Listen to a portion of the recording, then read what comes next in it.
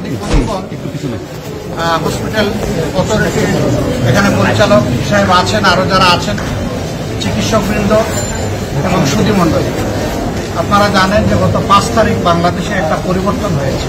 আলহামদুলিল্লাহ, এই পরিবর্তনটা খুব সহজে আসে নাই, অনেক জীবন এবং রক্তের বিনিময়ে এসেছে।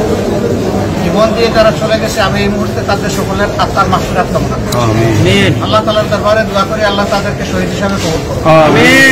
আর যারা আহত হয়ে বেঁচে আছে, মহান মাবুদের দরবারে দোয়া করি আল্লাহ তাআলা তাদেরকে সুস্থতার নিয়ামত দান করুন।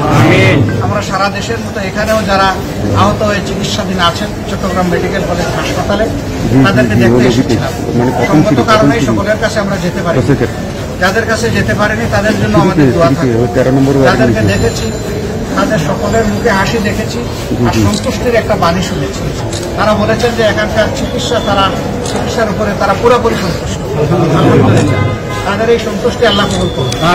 এবং এখানে চিকিৎসা সেবায় যারা নিয়োজিত আছেন, আল্লাহ তাআলা তাদেরকে তাইয়্যিব হায়াত দান করুন, তাদের যোগ্যতা বাড়িয়ে দিন এবং জাতির জন্য তারা আরো বেশি যাতে ভালো ভবিষ্যতে করতে পারে সেই তৌফিক দান করুন।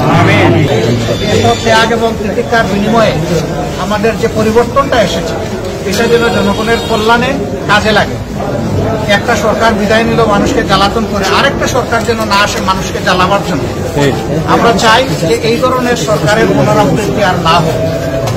আমরা আবারও এখানকার কর্তৃপক্ষ, বিশেষ করে আমাদের পরিচালক সাহেব, ওনাকে আমরা আমাদের পক্ষ থেকে বিশেষ করে ধন্যবাদ জানাচ্ছি এবং এই রোগীগুলো ওনার কাছে আমানত আমরা রেখে যাচ্ছি।